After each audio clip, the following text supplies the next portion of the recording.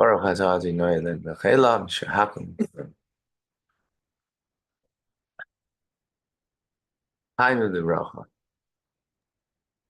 I'm Lachem. A good tavach, a good week to everyone. Start a new week. We continue our Maimar, our Hasidic discourse, Yidam Knishin, the Rebbe's birthday this Wednesday. So we're explaining that in choosing the king as follows.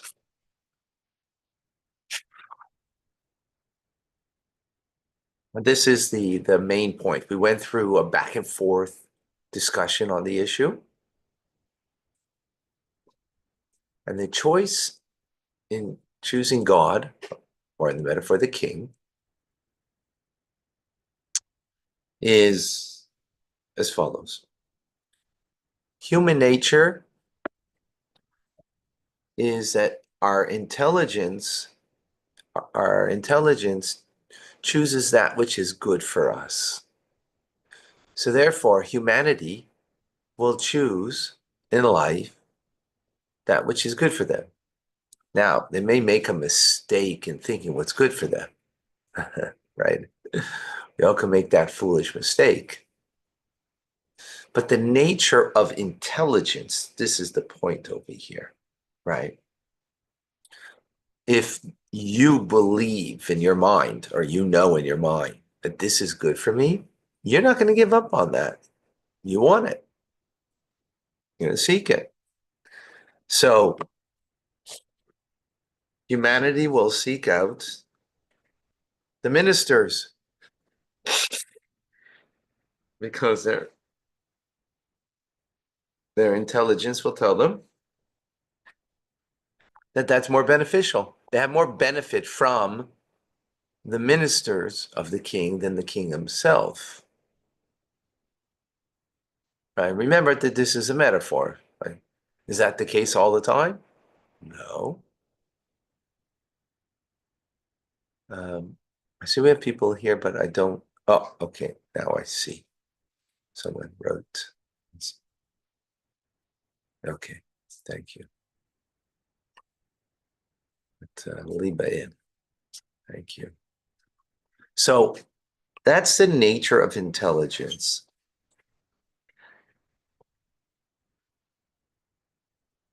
And therefore, the intelligent-minded individual will not give up on that which is beneficial to them.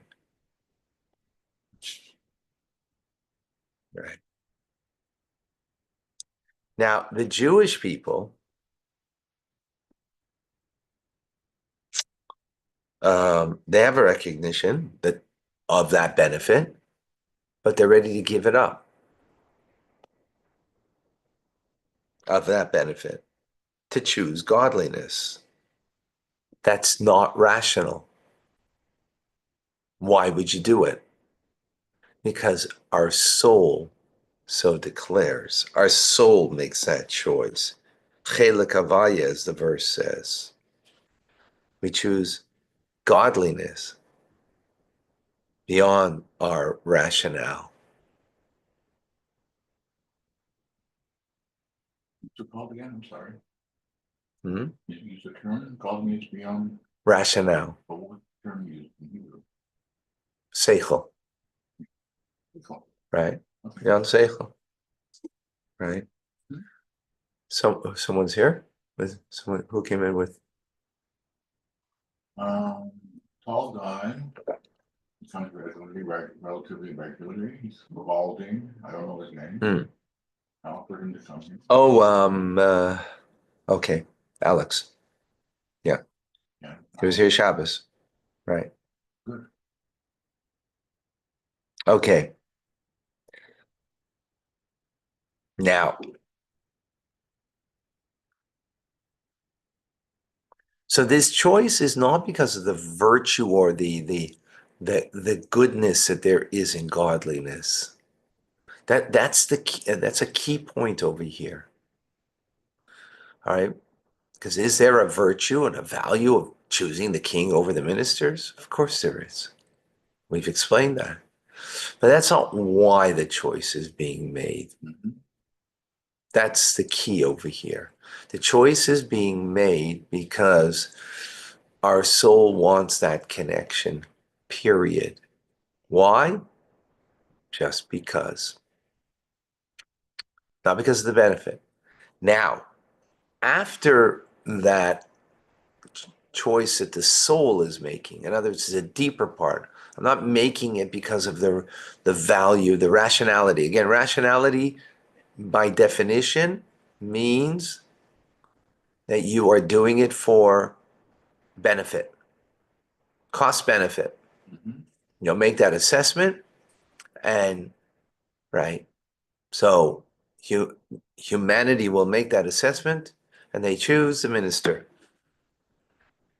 As we explained previously, right?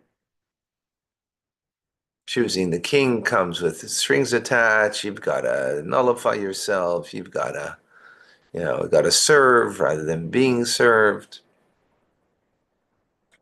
So on and so forth, right? But here, it's not for that benefit.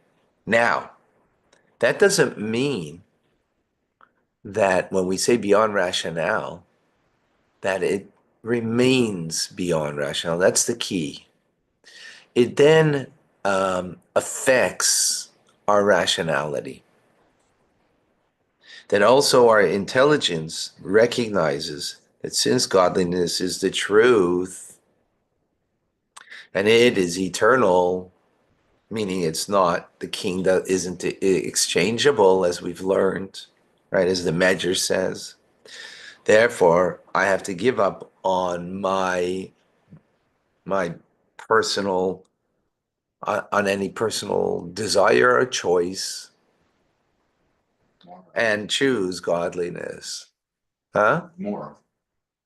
Right. And choose godliness.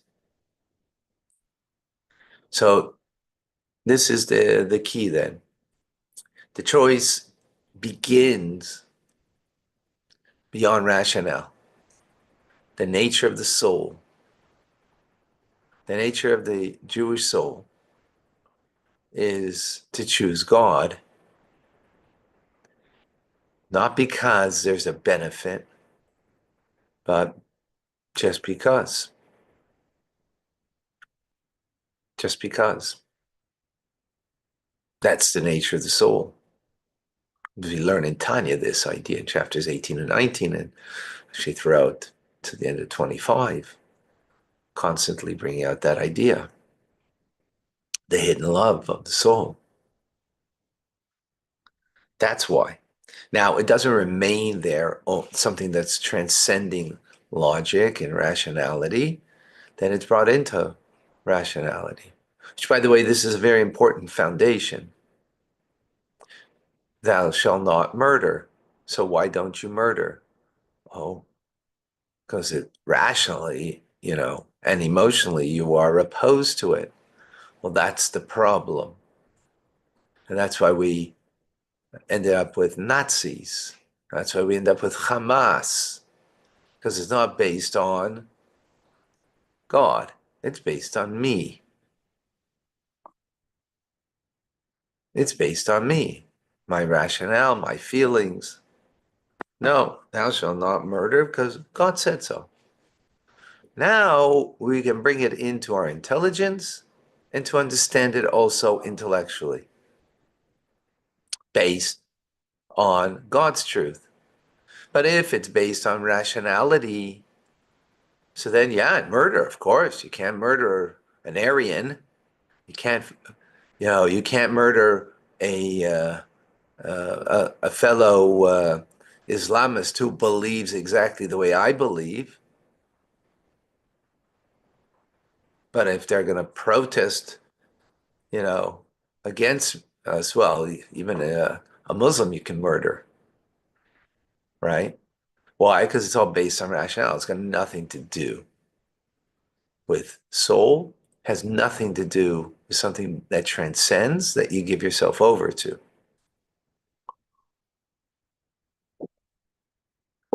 A similar idea, right? A similar idea. Now, so that's an important thought.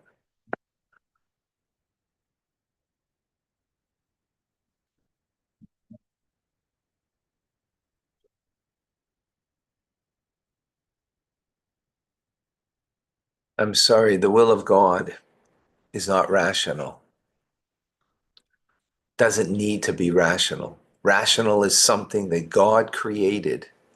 He's not limited to rationality, not to human rationality, not to mine, not to yours, not to anybody's, not to even the idea of it, because he's the creator of it. He's not the ultimate rationale.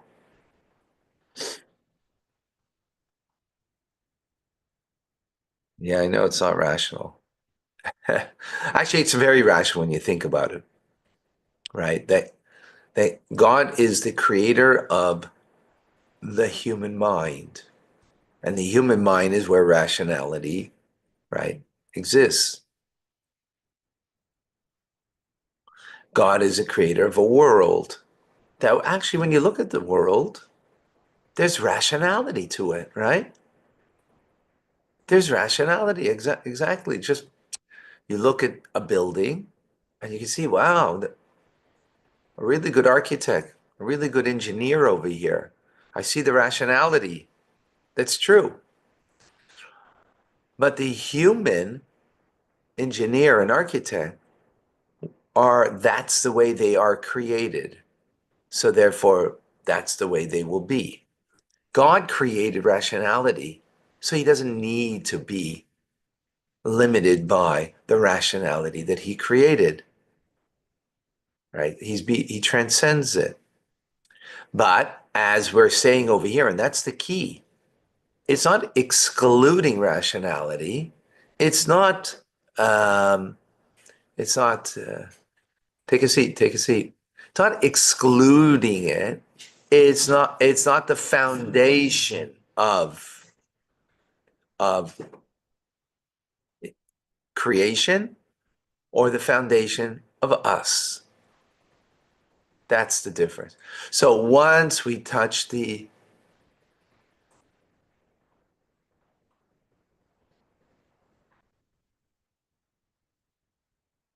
once,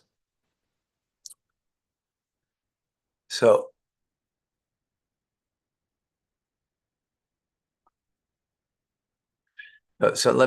so again, let me explain here. Just like over here, we're saying it starts with the soul, the truth of the soul, and then it affects the mind and the rationality of the mind, right?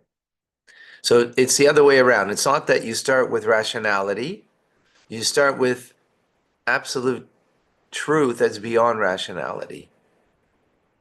Rationality is not truth, it's not absolute. Why? Because you can always argue it, can always debate it. That's rationality. So absolute, which God is absolute, is beyond rationality. However, it then gives rise, it affects rationality. That's the difference, right? So that's even true on the plane of quantum mechanics, right? In other words, there isn't a absolute. I mean, sorry, no, that's no, no, that's sorry, that's not a good example. Okay, now, so let's add to this idea over here. So the Rebbe now says, and this is actually very interesting. This is a very interesting idea, in that the choice of the neshama that's beyond intelligence, beyond rationale, that it draws itself into the rationale, actually adds something more than the neshama has on its own. That's now something key. So we started that there's something beyond that now goes into that which is from within, right? Transcendence that affects immanence of the person, which is your intelligence. That's the first thing of being human, right? Now what we're saying, and this is key, is that your rationality, your understanding, the intelligence actually adds something more than the soul has on its own. So now it's kind of like it's a rebound effect. There's a straight light, and there was what we call or chayzer, a reflective light. The reflective light is more powerful, right? The sun is hotter when it touches Earth than it is in the atmosphere.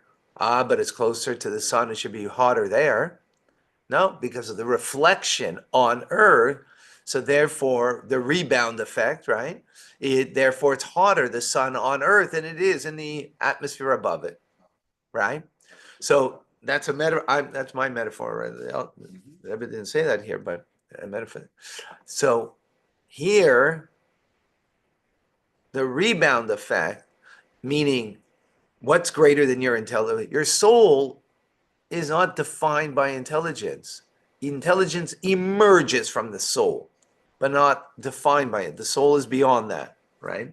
And that's what we're saying. Choosing the king is beyond it, is based on the core of the soul, the essence of the soul.